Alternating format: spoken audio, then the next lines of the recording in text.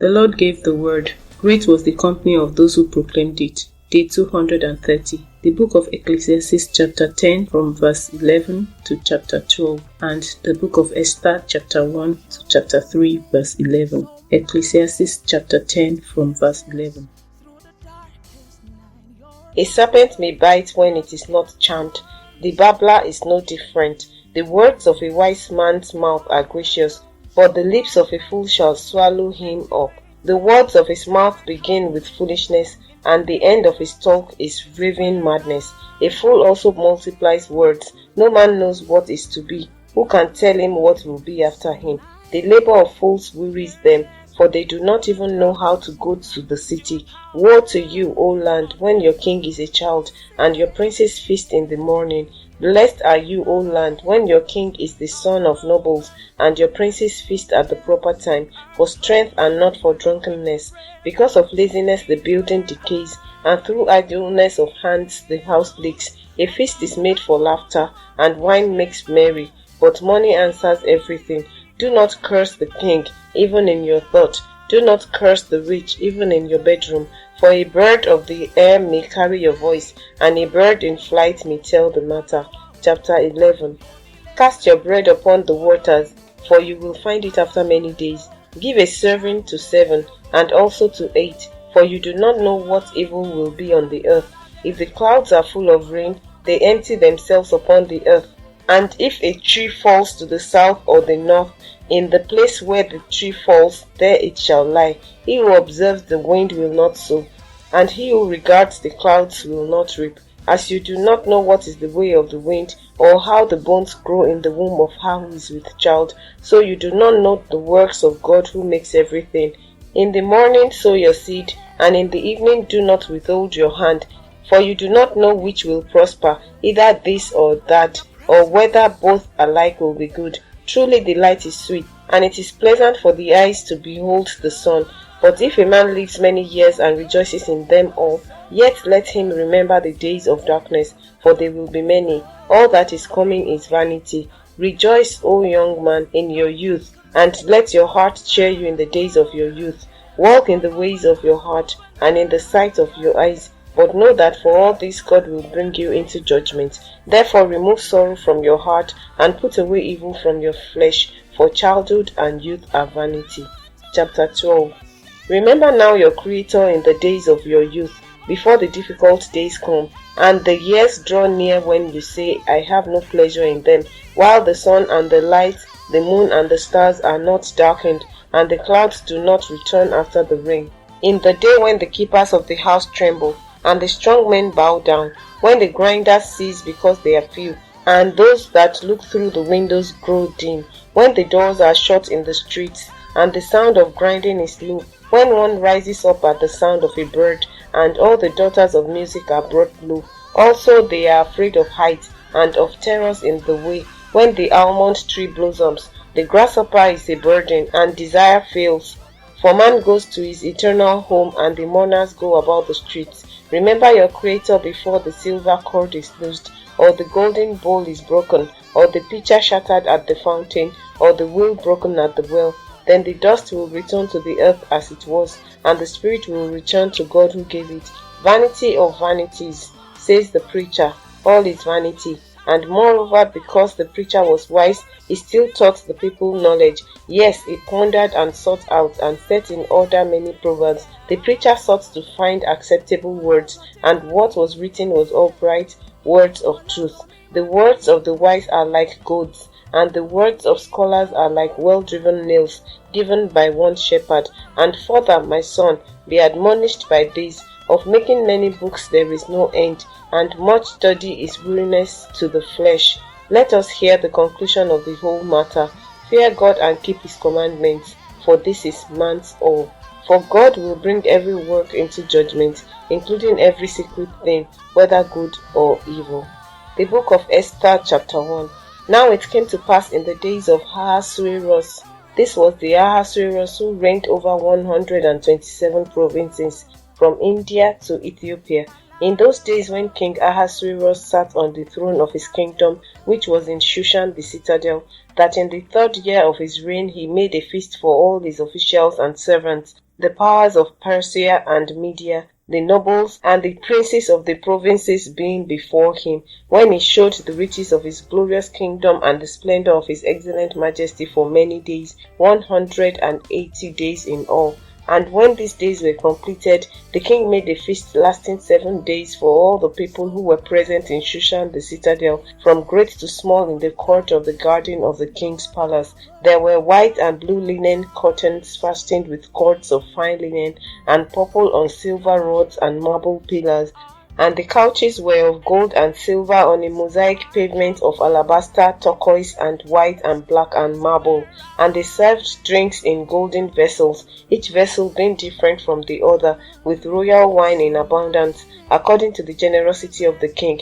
In accordance with the law, the drinking was not compulsory, for so the king had ordered all the officers of his household that they should do according to each man's pleasure. Queen Vashti also made a feast for the women in the royal palace, which belongs to King Ahasuerus. On the 7th day, when the heart of the king was merry with wine, he commanded Mehuman, Biztha, Habona, Bigtha, Abagtha, Zitha, and Carcass, 7 eunuchs who served in the presence of King Ahasuerus, to bring Queen Vashti before the king, wearing her royal crown, in order to show her beauty to the people and the officials, for she was beautiful to behold. But Queen Vashti refused to come at the king's command brought by his eunuchs. Therefore the king was furious, and his anger burned within him. Then the king said to the wise men who understood the times, for this was the king's matter toward all who knew law and justice, those closest to him being Karshena, Shitha, Admatha, Tashish, Meres, Marsena, and Memucan, the 7 princes of Persia and Media, who had access to the king's presence, and who ranked highest in the kingdom. What shall we do to Queen Vashti according to law, because she did not obey the command of King Ahasuerus brought to her by the eunuchs? And Memucan answered before the king and the princes, Queen Vashti has not only wronged the king, but also all the princes and all the people who are in all the provinces of King Ahasuerus. For the queen's behavior will become known to all women, so that they will despise their husbands in their eyes when they report. King Ahasuerus commanded Queen Vashti to be brought in before him, but she did not come. This very day the noble ladies of Persia and Media will say to all the king's officials that they have heard of the behavior of the queen. Thus there will be excessive contempt and wrath. If it pleases the king, let a royal decree go out from him, and let it be recorded in the laws of the Persians and the Medes, so that it will not be altered, that Vashti shall come no more before King Ahasuerus, and let the king give a royal position to another who is better than she. When the king's decree which he will make is proclaimed throughout all his empire, for it is great, all wives will honor their husbands, both great and small. And the reply pleased the king and the princes, and the king did according to the word of Memucan. Then he sent letters to all the king's provinces, to each province in its own script, and to every people in their own language, that each man should be master in his own house, and speak in the language of his own people. Chapter 2. After these things, when the wrath of King Ahasuerus subsided, he remembered Vashti, what she had done, and what had been decreed against her.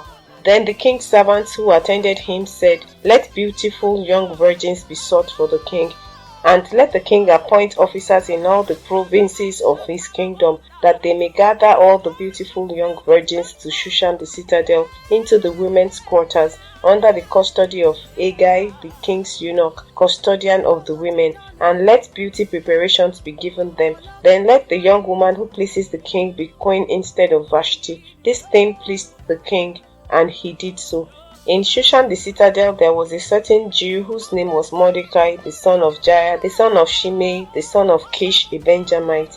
Kish had been carried away from Jerusalem with the captives who had been captured with Jeconiah king of Judah, whom Nebuchadnezzar the king of Babylon had carried away. And Mordecai had brought up Hadassah, that is, Esther, his uncle's daughter, for she had neither father nor mother. The young woman was lovely and beautiful. When her father and mother died, Mordecai took her as his own daughter. So it was when the king's command and decree were heard, and when many young women were gathered at Shushan the citadel under the custody of Hegai, that Esther also was taken to the king's palace into the care of Hegai, the custodian of the women. Now the young woman pleased him, and she obtained his favor. So he readily gave beauty preparations to her, besides her allowance. Then 7 choice maidservants were provided for her from the king's palace, and he moved her and her maidservants to the best place in the house of the women. Esther had not revealed her people or family, for Mordecai had charged her not to reveal it. And every day Mordecai paced in front of the court of the women's quarters to learn of Esther's welfare and what was happening to her. Each young woman's turn came to go in to King Ahasuerus after she had completed 12 months' preparation according to the regulations for the women, for thus were the days of their preparation apportioned, 6 months with oil of myrrh, and 6 months with perfumes and preparations for beautifying women. Thus prepared, each young woman went to the king, and she was given whatever she desired to take with her from the women's quarters to the king's palace. In the evening she went, and in the morning she returned to the second house of the women, to the custody of Shashgaz, the king's eunuch who kept the concubines. She would not go in to the king again unless the king delighted in her and called for her by name. Now when the turn came for Esther, the daughter of Abihail, the uncle of Mordecai, who had taken her as his daughter, to go into the king, she requested nothing but what Hegai, the king's eunuch, the custodian of the women, advised, and Esther obtained favor in the sight of all who saw her. So Esther was taken to King Ahasuerus into his royal palace in the 10th month, which is the month of Tebeth, in the 7th year of his reign. The king loved Esther more than all the other women, and she obtained grace and favor in his sight more than all the virgins. So he set the royal crown upon her head and made her queen instead of Vashti. Then the king made a great feast, the feast of Esther, for all his officials and servants, and he proclaimed a holiday in the provinces and gave gifts according to the generosity of a king. When virgins were gathered together a second time, Mordecai sat within the king's gate. Now Esther had not revealed her family and her people, just as Mordecai had charged her. For Esther obeyed the command of Mordecai as when she was brought up by him. In those days, while Mordecai sat within the king's gate, 2 of the king's eunuchs, Bigthan and Teresh, doorkeepers, became furious and sought to lay hands on King Ahasuerus. So the matter became known to Mordecai, who told Queen Esther, and Esther informed the king in Mordecai's name. And when an inquiry was made into the matter, and both were hanged on a gallows, and it was written in the book of the Chronicles in the presence of the king. Chapter 3. After these things, King Ahasuerus promoted Haman, the son of Hammedatha the Agagite, and advanced him and set his seat above all the princes who were with him. And all the king's servants who were within the king's gate bowed and paid homage to Haman, for so the king had commanded concerning him. But Mordecai would not bow or pay homage. Then the king's servants who were within the king's gate said to Mordecai, "Why do you transgress the king's command?" Now it happened, when they spoke to him daily, and he would not listen to them, that they told it to Haman to see whether Mordecai's words would stand. For Mordecai had told them that he was a Jew. When Haman saw that Mordecai did not bow or pay him homage, Haman was filled with wrath, but he disdained to lay hands on Mordecai alone, for they had told him of the people of Mordecai. Instead, Haman sought to destroy all the Jews who were throughout the whole kingdom of Ahasuerus, the people of Mordecai. In the 1st month, which is the month of Nisan, in the 12th year of King Ahasuerus, they cast Pur, that is, the lot, before Haman to determine the day and the month, until it fell on the 12th month, which is the month of Adar. Then Haman said to King Ahasuerus, "There is a certain people scattered and dispersed among the people in all the provinces of your kingdom. Their laws are different from all other people's, and they do not keep the king's laws. Therefore it is not fitting for the king to let them remain. If it pleases the king, let a decree be written that they be destroyed, and I will pay 10,000 talents of silver into the hands of those who do the work, to bring it into the king's treasuries." So the king took his signet ring from his hand and gave it to Haman, the son of Hammedatha the Agagite, the enemy of the Jews. And the king said to Haman, the money and the people are given to you, to do with them as seems good to you. Lord, increase our faith. Amen. Thank you for joining today's podcast. Please comment, like, share, and subscribe to receive daily notifications, and keep on listening.